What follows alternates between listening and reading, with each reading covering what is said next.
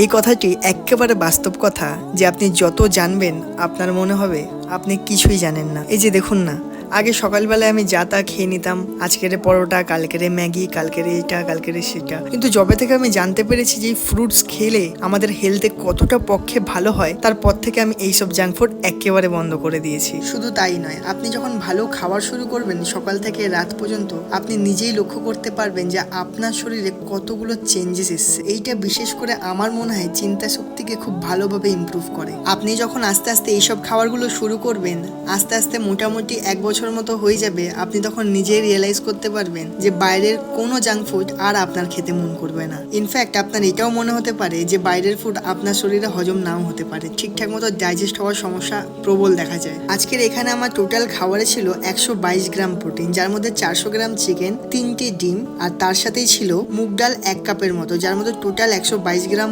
Protein আমি আজকে complete করেছি। আর আপনাদের জন্য এই ভিডিওগুলো বানাতে পেরে আমার সত্যি বলতে খুবই ভালো লাগে। আর তার থেকেও সব থেকে বেশি ভালো লাগে যখন আপনারা এই ভিডিওর মধ্যে লাইক কমেন্ট করেন। আর আপনার কাছে একটাই অনুরোধ রইল, পারলে একটু ফলো করে দেবেন যদি ভিডিওটা একটু হলেও আপনার সাহায্য করে। এক্ষেত্রে সত্যি বলতে আমার ফলোয়ার্স খুবই কম আপাতত। আমি চাইও না বেশি ফলোয়ার্স, যদি আমি ঠিকঠাক মতো প্রচেষ্টা করি তাহলেই আমার ফলোয়ার্স বাড়ুক, আমি এটাই চাই। তো আপনার যদি মনে হয় যে এই ভিডিওটার ক্ষেত্রে আপনাদের কোনো প্রকার হেল্প হয়েছে কিংবা ভালো লেগেছে, আপনারা একদম নিজের মন মর্জি মতো ফলো করবেন। আর যদি না ভালো লাগে থাকে তাহলে অবশ্যই ফলো করবেন না। আর এতদূর ভিডিওটা দেখার জন্য সবাইকে অনেক অনেক ধন্যবাদ।